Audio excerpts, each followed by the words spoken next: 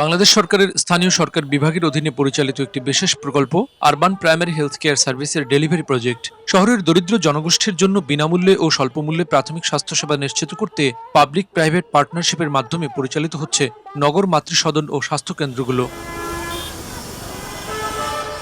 এই প্রকল্পের আওতাধীন ১৯২টি স্বাস্থ্যকেন্দ্র স্থানীয় সরকার বিভাগ থেকে স্বাস্থ্য মন্ত্রণালয়ের কাছে হস্তান্তরের সিদ্ধান্ত নেওয়া হয়েছে। তবে এ সিদ্ধান্তের পর প্রকল্পে কর্মরত অস্থায়ী ৪,৩৮২ জন দক্ষ ও অভিজ্ঞ কর্মকর্তা কর্মচারীর চাকরি এখন অনিশ্চয়তার মুখে পড়েছে।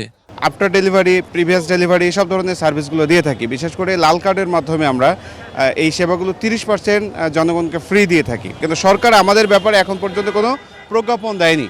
অবিলম্বে যেন আমাদেরকে একটা প্রজ্ঞাপনের মাধ্যমে সরকারিকরণে নিয়ে নেয় বা স্বাস্থ্য মন্ত্রণালয়ের অধীনে আমাদেরকে নিয়ে নেয়। ভুক্তভোগীরা জানান, সরকার ভবন ও কার্যক্রম হস্তান্তরের সিদ্ধান্ত নিলেও কর্মরত জনবলের ভবিষ্যৎ নিয়ে এখনো কোনো সুস্পষ্ট সিদ্ধান্ত আসেনি। ফলে পরিবার পরিজন নিয়ে চরম উদ্বেগ ও অনিশ্চয়তার মধ্য দিয়ে দিন কাটছে তাদের। এই অবস্থায় তারা প্রধানমন্ত্রীর হস্তক্ষেপ কামনা করেন। ৪,৩৮২ জন কর্মকর্তা কর্মচারী কর্মরত আমরা আছি, কিন্তু আমাদের বিষয়ে কোনো সিদ্ধান্ত এখানে আসে নাই।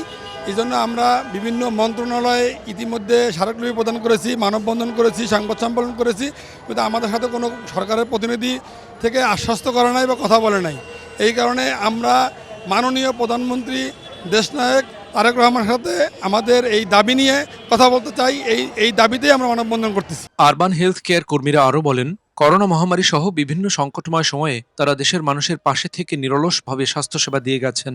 অথচ বছরের পর বছর কাজ করেও তাদের চাকরির স্থায়িত্ব নিশ্চিত হয়নি। সবসময় চাকরি হারানোর আতঙ্কে থাকতে থাকতে তারা ক্লান্ত। তারা এই অনিশ্চিত জীবন থেকে মুক্তি চায়। আমাদের এই যে চাকরির অনিশ্চয়তা, এই জীবনটা আমরা আর চাচ্ছি না, আমরা সহ্য করতে পারছি না। কারণ আমাদের এখানে ২৭ বছর ধরে অনেকজন চাকরি করছে, তারা কোথায় যাবে? আমরা প্রধানমন্ত্রীর একটা সুদৃষ্টি চাই। আমাদের পরিবার নিয়ে আমরা অসুস্থতায় রাস্তায় পড়ে যাব, আমাদের ছেলেমেয়ের পড়াশোনা বন্ধ হয়ে যাবে। তাই মাননীয় প্রধানমন্ত্রীর কাছে আমাদের আকুল আবেদন, যেন ভবনের সাথেও আমাদের এই ৫,০০০ কর্মীকে আমাদের স্থায়ীকরণ করা হয়। চাকরি স্থায়ীকরণের দাবিতে আজ জাতীয় প্রেস ক্লাবের সামনে শান্তিপূর্ণ অবস্থান কর্মসূচি পালন করেন আরবান হেলথ কেয়ার কর্মীরা। তাদের দাবি, দীর্ঘদিনের অভিজ্ঞতা ও অবদানের মূল্যায়ন করে দ্রুত স্থায়ীকরণের সিদ্ধান্ত নেওয়া হোক, যাতে স্বাস্থ্যসেবা ব্যবস্থার পাশাপাশি হাজারো পরিবারের ভবিষ্যৎ সুরক্ষিত হয়। হেমায়েতুল্লাহ নূর, মেডিকেল পোস্ট।